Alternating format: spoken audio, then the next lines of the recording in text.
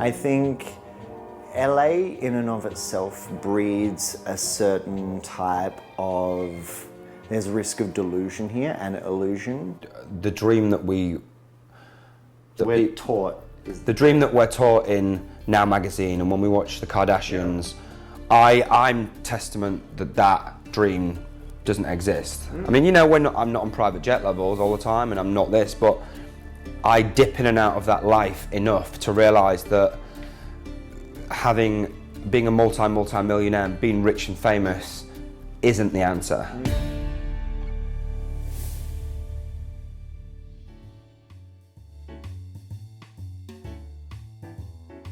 Have you excelled at anything in your life? Have you excelled at anything? Oh, yeah, many things. What, like? Too many to mention. No, you won't. You failed in most We'll things. see where we are in a year's time. You failed, Paul. He's very loyal, he's very honest. A bit too honest sometimes. But luckily I've got thick skin, so it just bounces over me. Me and you will be by each other's side. You know, this time next year. I need to stop hanging about with you. This time next year we can be living back in the hills. I need people like you out of my life. You don't. Without me, you wouldn't have much going on.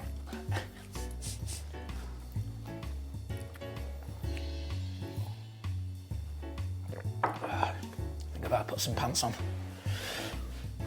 Watch out, mate. He's quite stubborn, so I think when Andy sets his mind to something, he's going to go ahead with it whether he really wants to or not, just to prove a point. No, I'm thinking of leaving LA though. I hope that doesn't come as a shock to you. What are you leaving for? I'm just done. Look. Sick of hearing the same recycled shit. How long have you been here? 12 years. I don't know. I was a big celebrity one day. Once upon a time. Yeah, you can be a big celebrity again. I want to be a big celebrity again. It's all I want. That's all I've ever wanted. Yeah, well, and this is the holy grail of it. It's what I need in my life. It's all I've ever wanted. You're all I ever wanted, yeah. So tell me what to do now, 'cause I want you back. Backstreet Boys, remember that? Oh, don't ever do that again.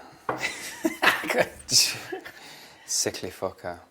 You make me feel sick when you sing. It's like, you know, an X Factor when they get really into it and they make you feel sick. Ow.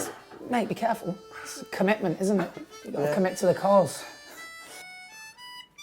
I mean, he'd probably say that I'm delusional, but he's delusional in the fact that he thinks he can run away from all of his problems and go back to England because Andy and problems go together like flies and shit.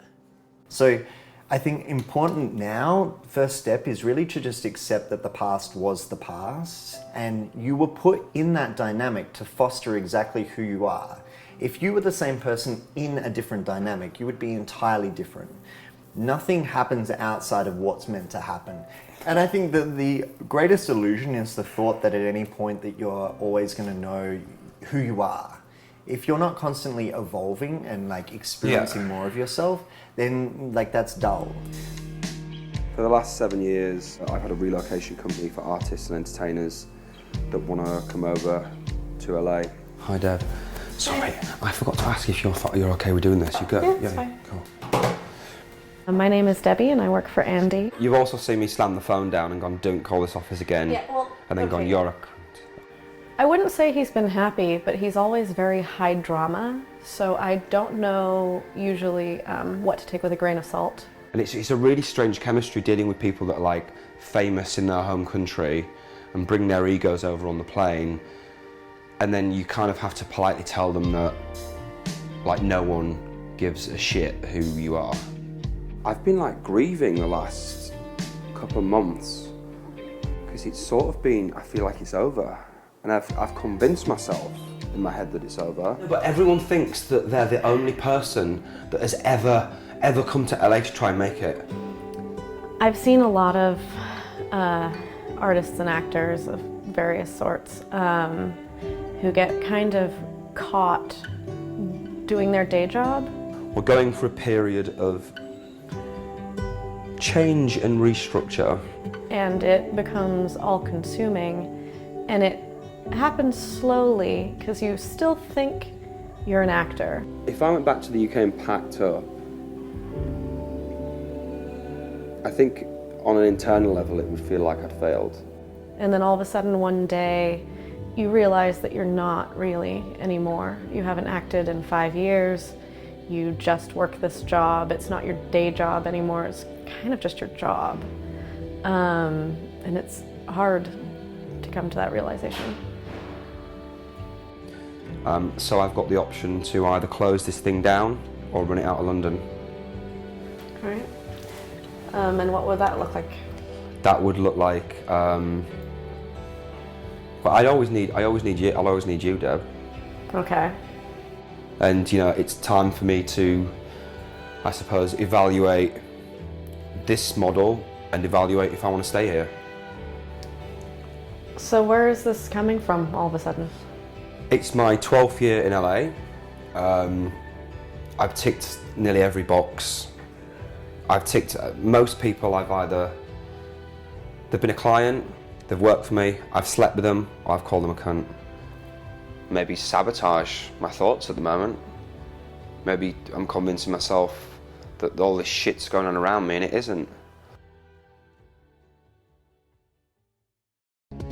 Okay, so with me, in, through the nose.